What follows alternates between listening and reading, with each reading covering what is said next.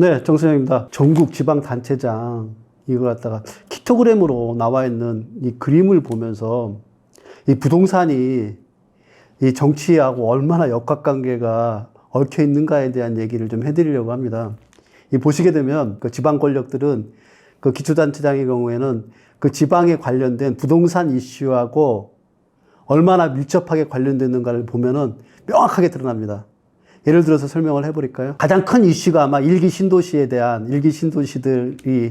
이 재건축이 들어가느냐, 그러니까 특별법에 의해서 재건축이 들어가느냐 하는 민감한 지역으로 나온 게 의왕, 군포, 성남, 고양입니다. 그러니까 고양, 성남, 군포, 의왕. 이게 빨간색인 거 보이시죠? 그러니까 국민의힘의 경우에는 특별법을 만들어서도 재건축, 재개발 갖다가 활성화시키겠다는 게 의지가 강합니다. 그래서 일기 신도시에 대해서 무조건 주택 공급을 활성화할 수 있도록 재건축, 재개발에 대한 특별법을 만들어서 활성화시키겠다 그러니까 여기에 계신 분들은 의왕, 군포, 성남, 고양은 사실은 국민의힘을 다 뽑아온 거예요. 그러니까 지자체 기초단체장 장을 갖다 뽑은 거 이외에도 여기에 있는 시의원들도 대부분 다 국민의힘입니다. 서울시를 놓고 볼까요? 서울시를 놓고 보면 사실은 서울시의 재건축에 가장 민감한 지역이 어디냐면요. 강동구입니다. 강동구 이미 빨간색으로 해서 국민의힘이 당선됐고요. 그 다음에 이 이후에 기대를 많이 하고 있는 부분들이 이제 양천, 구로, 마포 이쪽 지역입니다. 양천, 구로, 마포 이쪽 지역도 다 국민의힘으로 다 됐습니다. 왜냐하면 재건축 재개발에 더 적극적인 의지를 하겠다.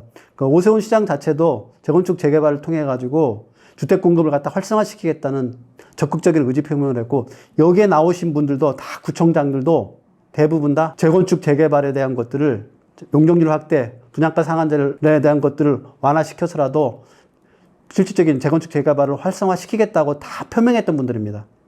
강동구, 송파구, 뭐 강남, 서초 이건 말할 것도 없고요. 뭐 동작, 영등포, 양천, 용산, 마포. 지금 동대문구하고 종로구 이쪽은 뭐냐면 재개발에 대한 것들, 모아주택이라 해서 재개발에 대한 이슈들이 많이 있어요. 그래서 이 부분들을 활성화시키겠다 하는 부분들이 표를 다 얻는 겁니다. 그래서 이렇게 놓고 보면 전반적으로 이제 초기에 기초단체장 선거를 하게 되면 대권을 누가 잡는가에 의해서 대통령에 의해서 대통령이 됐을 경우에 2년 이내에 보통 선거가 이루어지게 되면 기초단체장은 대통령이 소속되어 있는 정당들이 대부분 다 장악하는 건 맞는 얘기인데 특히나 이번 경우에 더 심하게 이 부분들이 표현되어 있는 거는 부동산 정책과 관련된 부분들이 맞물려져서 나타난 겁니다.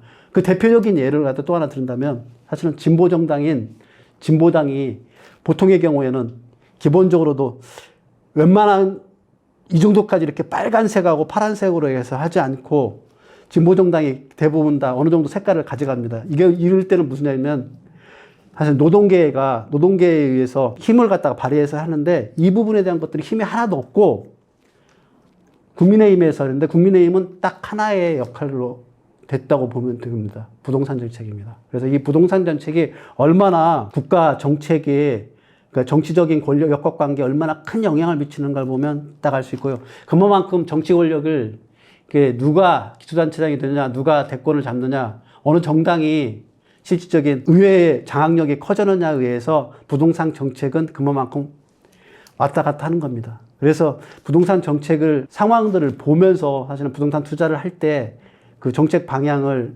보고서 하는 경우가 많습니다. 그래서 일부 그런 분들도 계세요. 예를 들면 이제 민주당이 갖게 되면 민주당은 정책에 대한 규제를 하기 때문에 부동산의 공급들이 재개발, 재건축이 활성화되지 못해서 공급이 부족해져서 집값이 올라가는 사례가 과거에 많았습니다. 예전에 그 노무현 정부 때도 그랬고 이번에 문재인 정부 때도 그랬고 그래서 이때는 보통 집값이 올라가겠다. 집을 투자를 갖다 적극적으로 하는 분들이 꽤 있어요.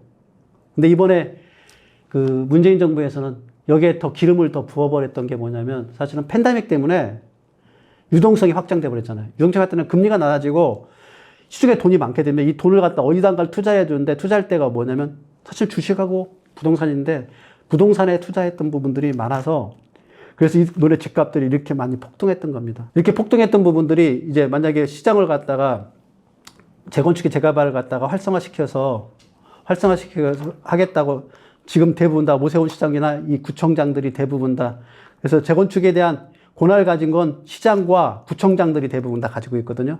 그래서 시장과 구청장들이 적극적으로 풀어주겠다면 강동, 송파, 영등부, 양천구, 구로구, 마포구 이쪽은 재건축, 재개발이 활성화될 수 있는 요소들이 분명히 이제 나타날 거라고 보고, 그렇게 되면 주택 공급이 확장되면은, 초기에는 주택 공급이 확장됐을 때 집값이 많이 상승하는데 제대로 다 공급되기 시작하면 그다음부터 이제 안정화가 이루어집니다.